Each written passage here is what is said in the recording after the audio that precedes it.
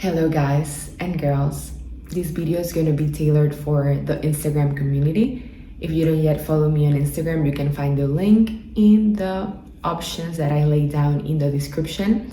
I'm going to be asking a poll or opening up a portal for questions, asking for your current challenges and your highest excitements every week. And I'm going to choose 10 topics to address here in a way of reflecting back to whoever needs some guidance, intuitive download, or whatever it is that needs to come through me from the field, or just for you to enjoy this as a transmission, feeling to the energy and just relax and receive. So I'm going to start with the first. It's going to be funny though, because there are some that are hilarious, but I just want to address that because you know what, it's human nature. And I want us to find the comedy and laugh at the thoughts that we have because it's all neutral and it's all divine. So this one was hilarious. This person said that it's challenge, and I'm going to keep the names anonymous so you can just feel free to ask whatever you need to ask. He said his challenge was to find a dominant, attractive, caring woman who wants to lead a submissive male like me. Okay. That's so funny. And what arises within me is how beautiful it is that we have access to our animal nature and our divine nature simultaneously. And it comes back to the Law of One teachings where it talks about blocks in the solar plexus. And one of the biggest blocks is the desire to possess or be possessed. And I have had several discussions with clients about this, in which their girlfriends, or even if it's a girl and they have a boyfriend or a partner, they like and enjoy to be in the role of being dominant or being submissive. And it's funny because it's kind of hard, and it's like we all have done it, like come on. And it's like a turn off, but it's a block. Like it creates a block in your solar plexus because then you are kind of like getting turned on by dominating someone or being dominated. So somebody, and this is from the Law of One, somebody feels pleasure out of feeling degraded or out of feeling like they're powerless, and the other person gets pleasure feeling like they hold all the power, right? And then that's like an energy exchange, but it only leaves the person feeling depleted, right? Like it's a solar plexus exchange, and it can be hot and high and turn on, and you can like, feel it during the interaction, and then you're like, okay, now what? And it leaves you with a never-ending satiation. You never feel satisfied, and then you want to have more sex, and this type of sexual exchange is not from the heart. So it's just a continuous loop of energy transfer that keeps you wanting to seek more. So my suggestion or reflection would be beautiful, like own your desires, own your animal nature. There's like no need to feel sexual shame if you are into like dom, submissive, or submissive dominant, like cool bro, good for you. But the next level of that is, how about finding a partner? It doesn't have to be like a committed relationship, but a sexual partnership. And it's just really cool because in my Telegram community, it's not mine, it's of everybody and nobody, we're gonna do a call tomorrow in which we're gonna address conscious sensuality and the mix of animal nature with that. So that's perfect.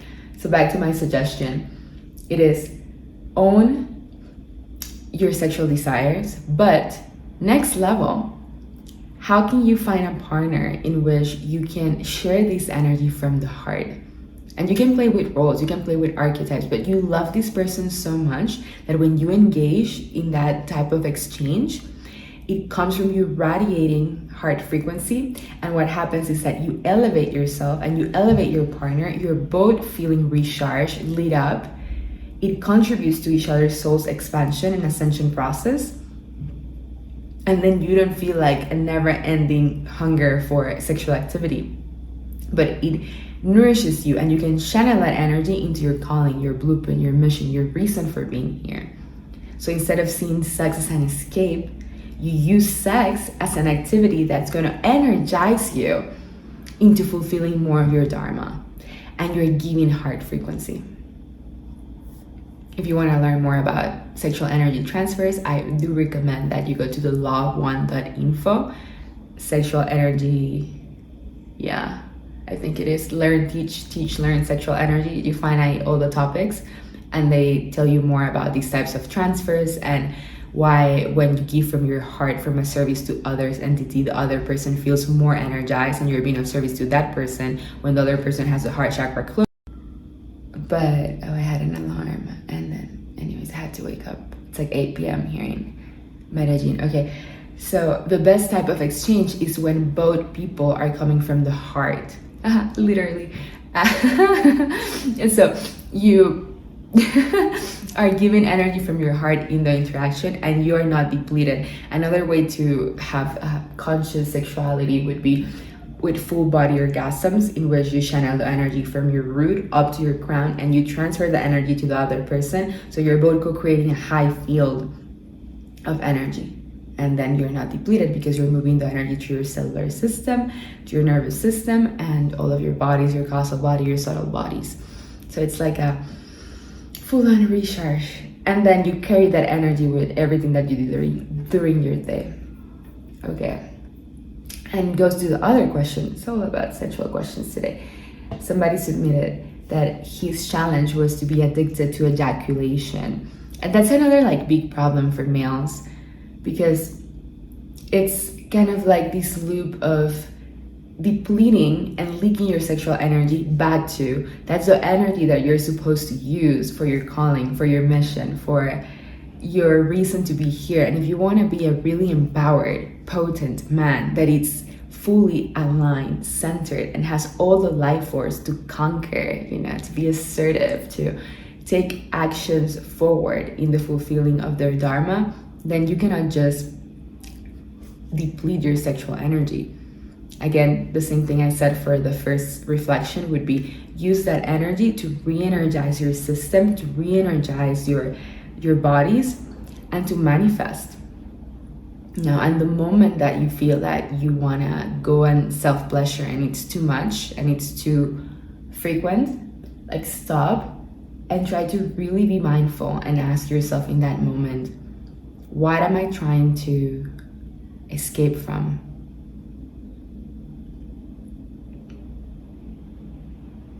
What I don't yet want to face? What is it that I'm supposed to be doing with this energy? So like really, really resist in that moment, resist, have discipline, ask yourself those powerful questions and see what happens.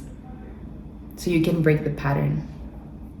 Okay, another person asked, finding ways to express and move all the life that wants to come true. Beautiful. That's part of also central energy. Life force is your potency coming from your sacral center all the way up, and you want to move that energy. So don't stop it. And this is one of the teachings of Bashar that I love the most, in following your highest excitement.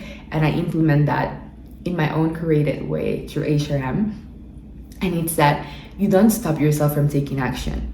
Let's say I woke up from a nap and I had planned to watch a Netflix show about, it's called, it was a Jonah Hill show that he has now about like he's psychiatrist and he's processed with mental health, and I think it's really good for also my line of work. But I'm feeling really excited to just record this video. So I'm letting life move through me. I'm not stopping it, and I'm excited. So I'm letting my passion, I'm using my sexual energy to create this video for you guys and girls.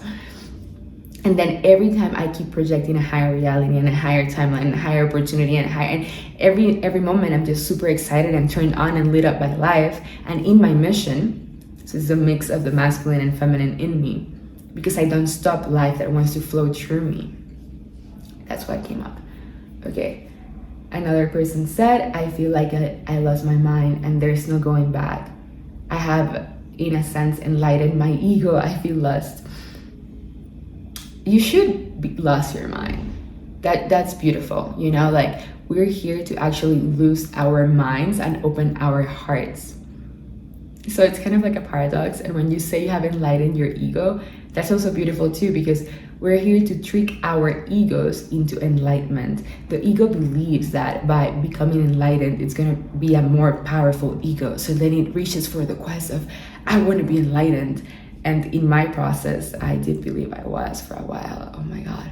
Anyways, I think like there's so many layers to this, you know, all the people that are in that like non-duality community, or like, you know, you're already there. Like, yeah, like it's a paradox, right? Like when you're in presence, right now I'm in presence and flow, I'm in the enlightened state, but there are layers. Like if you still have contracted energy in your chakras, like if you still find yourself thinking before acting and communicating and being spontaneous, like there's some ego there, and that's okay. You know, we're here in a process of purifying the ego, not making it stronger, but through humility, through acceptance, through honesty, through integrity, through being exposed. Again, I don't believe in vulnerability. It's like you just need to be confident enough to, and confidence comes from being humble, to show yourself to the rest of yourself, because everybody's you. It's a projection of you, of consciousness. We're all aspects of the same one. We all have the same thoughts. Like in my sessions, in my calls, I'm like, the most wicked thoughts and like crazy thoughts that you think are like your private thoughts, everybody has those twisted thoughts. And it's like, hey, it's okay. It's acceptance. It's human nature. Like, let's just be okay with being wicked sometimes, or being weird. Like, I don't believe anybody's weird. We're just all unique. So let's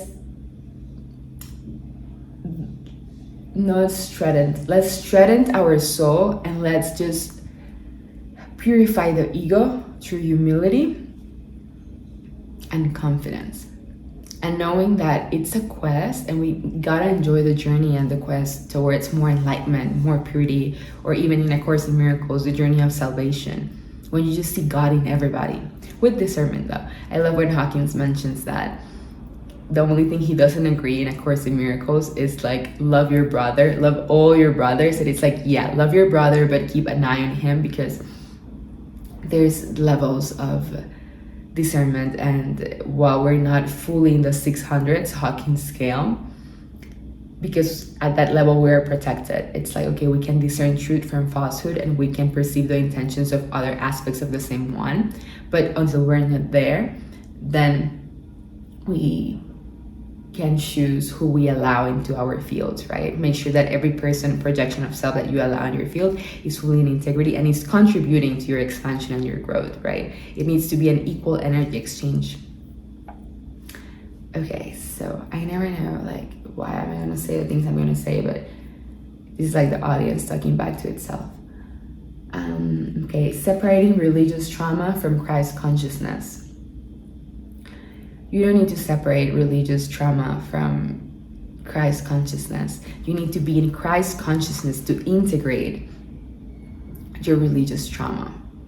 It's like we need to see that how the church has used that to manipulate people sometimes. It's like, it's not being religious. It's like humans through generations and generations have used this idea of the church and devotion as a way to keep being suppressed, and it has brought so much shame and so much guilt to our human nature, to our animal aspects, to sensual desires, to so what Christ consciousness does is that it loves every single aspect of God, every single aspect of the one, not just if you're being religious and like a good girl or a good guy. It loves you when you're being wicked, when you're being wild, when you're doing a sin. Sin is just an error in perception. You're always innocent, even though you committed a crime, committed something, or did something that it wasn't fully in your highest alignment, wasn't fully in integrity at that time, because you were in fear, because you were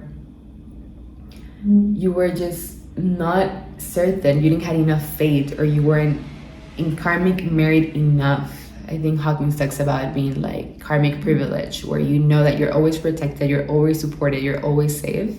And when you know that, you always take actions coming from love. But maybe you did something in the past that brought a lot of shame and guilt, because religion says that your sins, you go to hell. It's like bullshit, right? Christ consciousness loves everybody, loves your quote unquote sins, errors in perception, and know that it was just the innocence of the inner child that didn't know any better and was scared. So how you can bring this Christ consciousness to the religious doctrine that was passed through generations and generations is keep rewiring your consciousness into knowing that the ultimate freedom realization of God is love. It doesn't want to punish you. God will not punish its children. It loves its children. Even in the things that we did that we aren't the most proud of, it's like, okay, just have a decent regret and choose differently. Every moment you have the opportunity to choose a higher reality for yourself. So no guilt. You're forgiven. You're the son or daughter of God. You're the mother and father of the mother and father. So just regret it, choose a different timeline, be in your truth, and know that being in Christ consciousness is being in unconditional love. Okay, to heal traumas and raise my awareness and enjoy everyday life more and more. Beautiful. If you already have the intention to raise your awareness and enjoy life, that's how you're gonna heal trauma. It's just a little bit of that intention to just be more in your truth, to be clear and authentic in your communications, to just be honest and not hiding, and be like, you know what? I feel like I haven't fully healed my trauma right now. You're in a group of people, you're in a social situation, and you feel anxious and freaked out, and you're like, instead of hiding, and I've been there, just be like, you know what, guys, I'm nervous, I'm freaked out. This is my childhood trauma. Like, just be honest about it. When you're honest about where you're at, you start radiating in truth, you're in integrity, and then God, life, universe will present you with higher opportunities for you to choose differently and then heal through the reflections of the field. Let's say that you're in a party and you say this, and then the situation shifts and the people in the party start supporting you and asking you like, oh, why, what happened? And you start sharing the story of what traumatized you when you were 5 years old, and you start having a healing process, and they hold space for you. Or if what needs to happen is for them to reject you, for you to feel triggered and feel that wound, then that's beautiful, because that's an opportunity for you to advance to the next level and then fully feel the wound, heal it, and then in the next party or social situation where you feel freaked out, that's not going to happen again, because every time you're presented with the obstacle, it's less and less painful, and then you feel more free. So that's what came up. Okay. Always getting blocked by what others will think of others will do something bad if I follow my joy. Oh, you mean like you're worried of what others will think of you. That comes from unconscious guilt of judging others. If you're worried about what people say about you, it's because unconsciously, in some level, you judge people. So how you heal this is to bring love and acceptance to every single aspect of self, every single aspect of God. If you see somebody on social media, if you see my video and you're like, oh my God, I don't like her, like she's like too much, she's just so out there, like da-da-da. That's triggering an aspect of you that wants to actually be like this, be out there, be too much, but doesn't do it because you judge it. So you feel guilty, you feel contracted, and then you don't put yourself out there. So I would suggest just finding where and what, not when, where you are judging others, and really ask like, who do I judge? Maybe it's a family member. Like those are the hardest ones, like judging like your mom or your dad or your cousin or your brother. Like, who am I judging? Where can I see myself being like that? Like find the aspect of you or moments in your life where you are being like the person you're judging. So you integrate that part of you, you feel unconditional love, and then you're more empowered to take the actions to follow your joy, because then you don't have unconscious guilt. You find forgiveness, love, and acceptance, and then you become a powerful co-creator, and you follow your excitement without the fear of retribution of what other people think, because who are the others? Everybody's a projection of your consciousness. So you will feel more free to take action in the direction of what leads you up. Okay, breathe. I'm going too fast.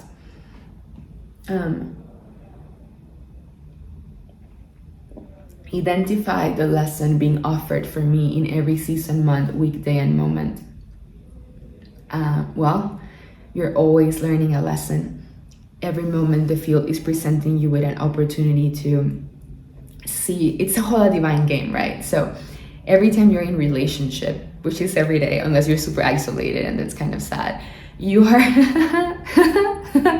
you are being presented with an opportunity to learn something about yourself. So be really, something I really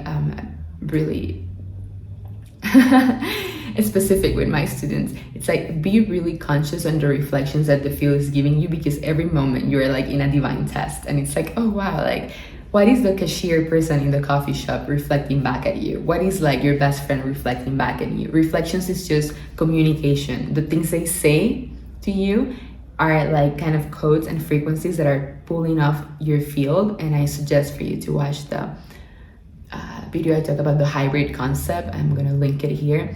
When you are in communication with another, it creates like a third entity, which is a hybrid. And both of you are communicating and pulling out thoughts from each other's fields and auras. So it's an opportunity for you to see where you're at. And this is kind of quote unquote difficult if you don't have the knowledge of how the field works. Because let's say an example that you have a limiting belief around finding a partner, like a romantic partner. If you believe that you're not worthy of it, everybody in your reality is going to reflect back at you that you're not worthy of it. It's like, oh my God, you'll never find like a girlfriend. You'll never find a boyfriend, you know, like, and then it's going to confirm your belief. So it's going to be kind of hard to jump out of that reality unless you know that it's a divine game and you're like, that's a reflection. Okay, thank you so much. You don't say that to the person, but to yourself. You write it down to be like really active in your learning process. And you're like, oh my God, thank you, field, for showing me my limiting belief. And then you choose differently. You rewire your consciousness. And now that that was a reflection, you just write down in the journal, like, I am so worthy and deserving of a romantic partner. And then you keep repeating that to yourself. You keep embodying that. You need to take action and do things that make you feel worthy. So that you're going to write that down, and then you're going to be like super needy and just like grasp. And then you're sending mixed signals and so many layers. Like, I think in that case, I suggest coaching because it's a lot to like unblock that one, but you can still do it by yourself. It just takes longer. So you need to take the action in alignment with the version of yourself that feels worthy of partnership and romantic connection. And this can be with anything. It can be with finances, it can be with friendships, it can be with career, with your work, anything. And with connection with God. And then the next day, the field is going to reflect back to you.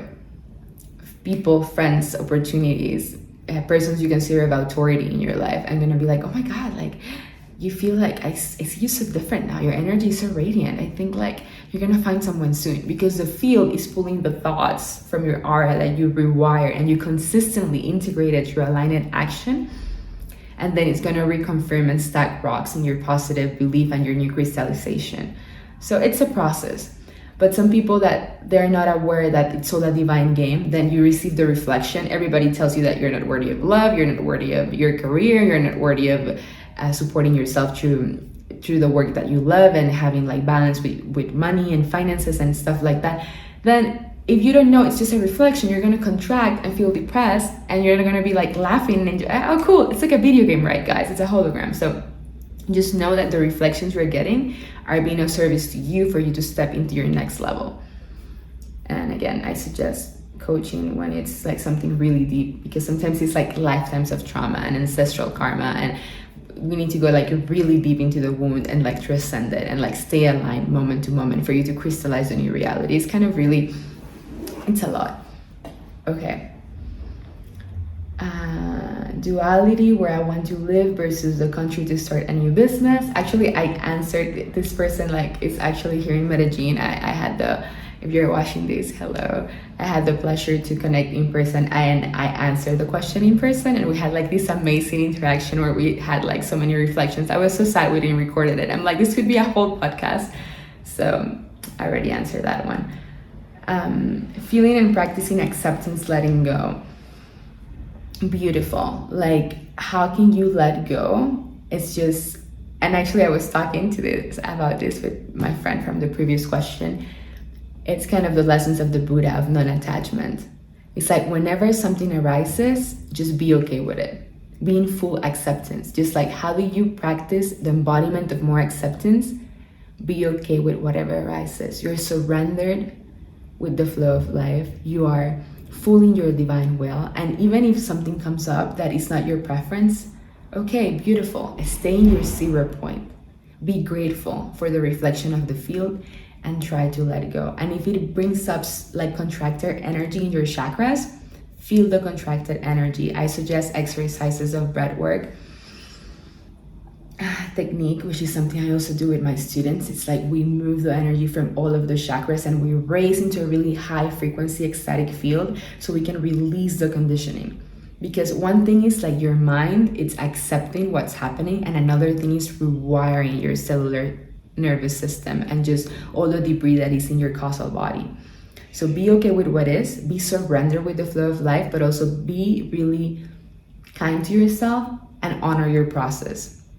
Because it's also a physical process, letting go and detaching and feeling the grief and feeling, it comes with the grief of all the previous lifetimes that somebody like you really love had to pass away, or ended a relationship that you really cared about, or somebody died, or, you know, every time that come up, to accept reality as it is, even if it's challenging, you are transmuting and transcending lifetimes of karma with that same topic and situation.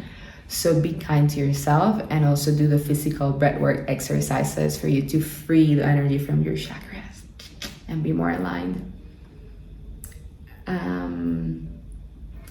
I think this was like, what is your highest excitement? These ones are gonna be used to like raise the field. Somebody said you. Well, thank you. You're my highest excitement too. That's why I'm here serving you. Playing with my kid. Beautiful. See, this is like, after giving the reflections of your challenge, go through your challenge and then go to your higher excitement, because that's gonna raise your frequencies. Like this person that replied, playing with my kid, then you know that when you're playing with your kid is being your permission slip. It's being your anchor for you to be in the highest timeline, highest frequency. So deal with the challenge, you know, learn the lesson, integrate it, but then go do something that lifts you up.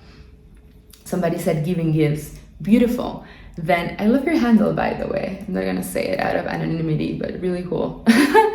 Okay, giving gifts, but then give gifts. But there's a subtlety there.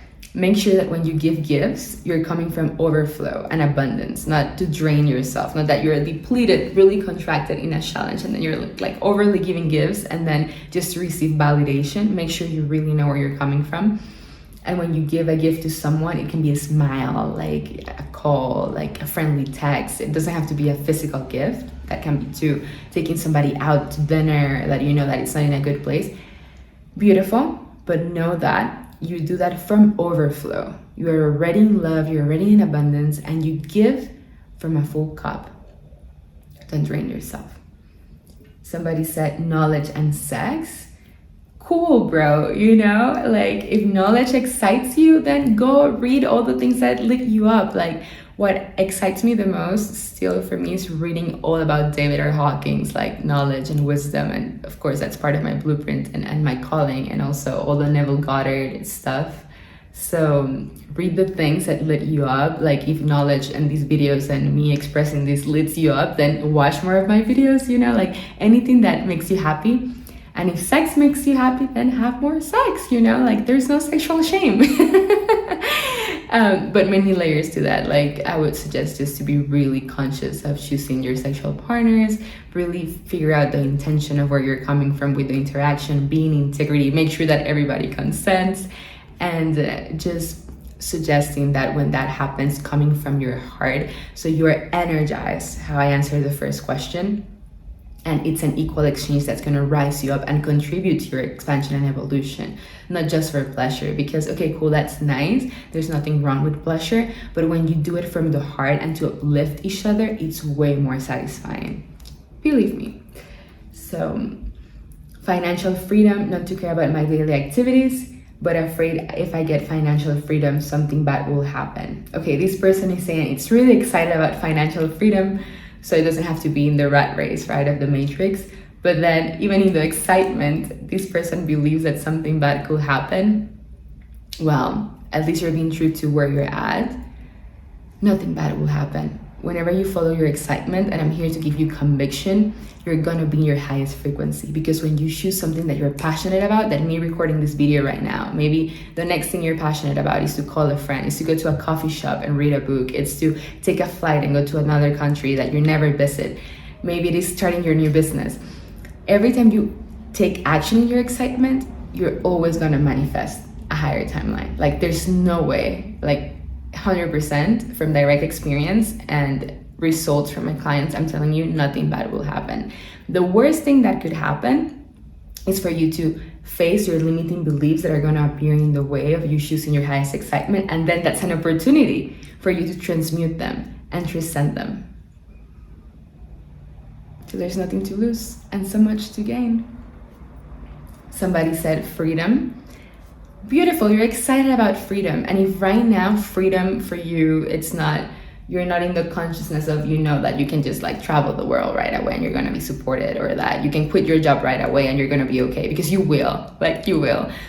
Try to do things, if you're not there yet, but little by little, to just up your beliefs that make you feel free wherever you're at. Even if it's like just dancing. Like when I felt really trapped, wherever I was going through my dark night of the soul, dancing kept me alive. I'm like, I feel free when I was dancing. Like, I don't know, do things, go for a run, like go to the pool, I don't know, like plan a mini trip for the weekend and go to a mountain, or just do anything that makes you tune into the frequency of freedom. Watch this if this makes you feel free. Watch your favorite spiritual teachers.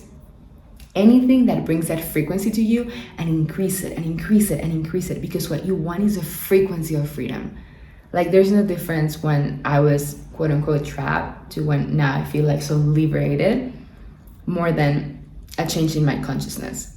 But whenever I felt trapped, I found ways in which I could feel free, and more and easily I crystallized my freedom reality. So just, if you're gonna like quantum jump right away, again, baby steps. Cool. Okay, what is this? Takes me more time to clear limiting beliefs. Seems like I have many. How to clear it with less time? I think this is a challenge question.